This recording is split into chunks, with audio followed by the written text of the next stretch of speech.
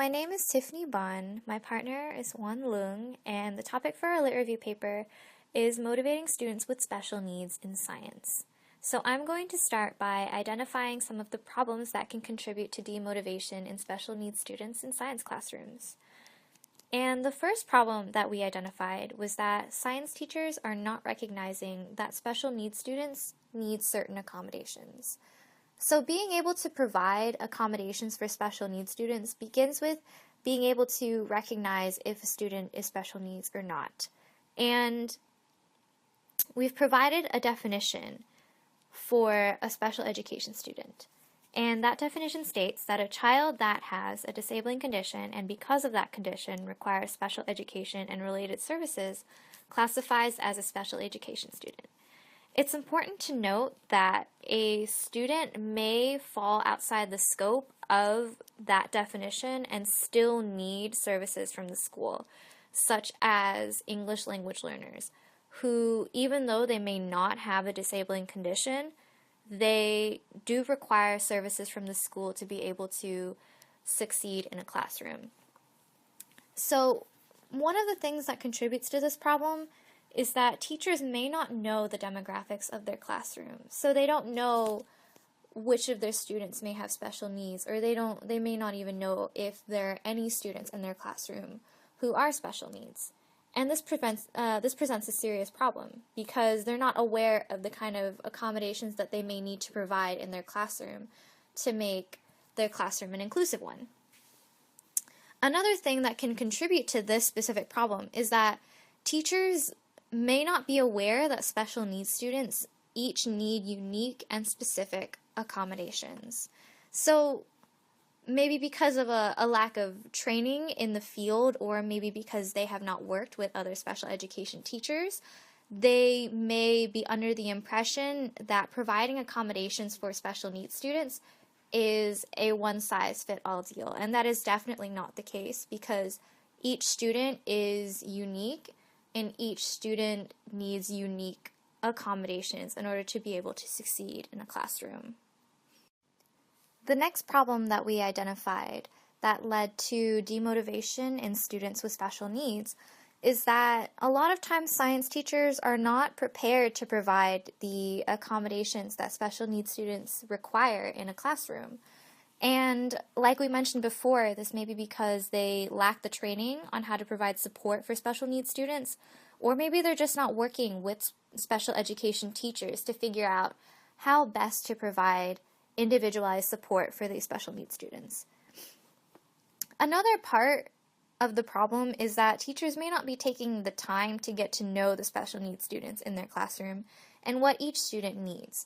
Like we mentioned before, all special needs students are different. They all need different things to be able to succeed in the classroom. And like all other students, they all learn in different ways.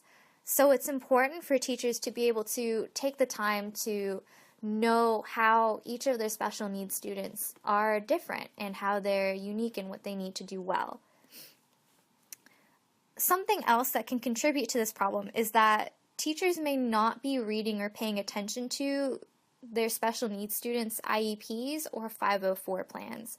IEPs are individualized education plans, and 504 plans are used for students who have some sort of physical or mental disability and require some services from the school. Both are equally important in being able to understand what accommodations might need to be provided for students with special needs. And if teachers are not paying attention to students' IEPs and 504 plans, they are definitely not prepared to provide accommodations, and this can lead to demotivation in students with special needs in a science classroom because they're not being given the accommodations that they require to succeed. Another problem that we identified that kind of builds on the other two problems that we talked about is that teachers may not be planning lessons with the accommodations that special needs students might require in mind. So what this means is that these lesson plans might only include special needs students as kind of an afterthought. As in, they're not seriously accounting for what these special needs students might require in order to succeed or in order to learn from the lesson. And in this case, one example of this would be a lesson for special needs students that's essentially a watered down version of the original lesson. So the issue here is that when these lessons are watered down versions of the original lesson, the students aren't being challenged in class. So they're not interested in the lesson and they're not interested in the activity or what they're learning.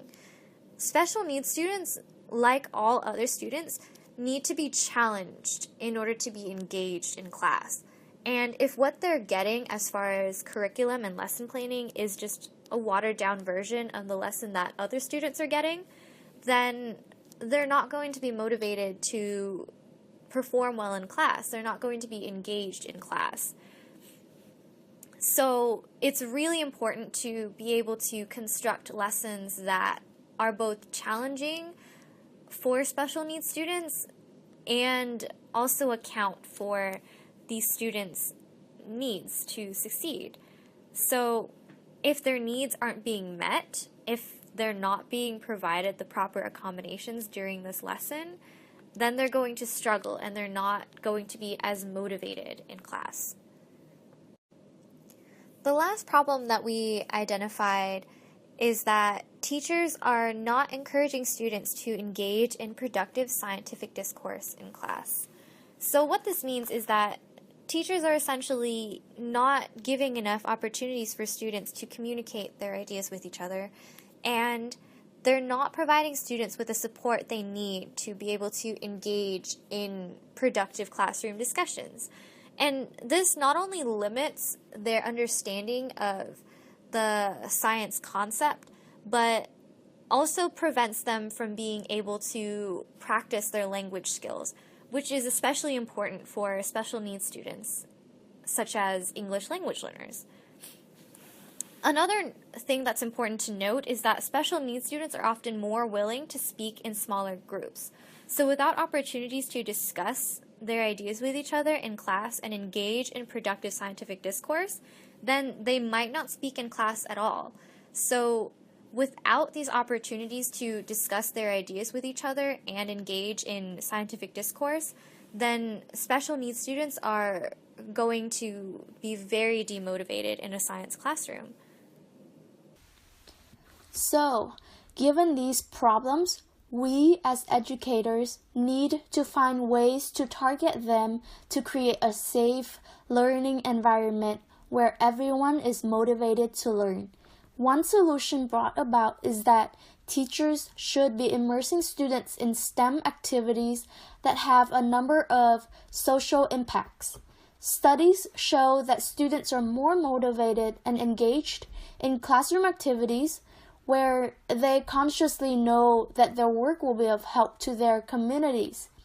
It also allows them to actively participate in the work that scientists and engineers do and prepare them for future STEM careers.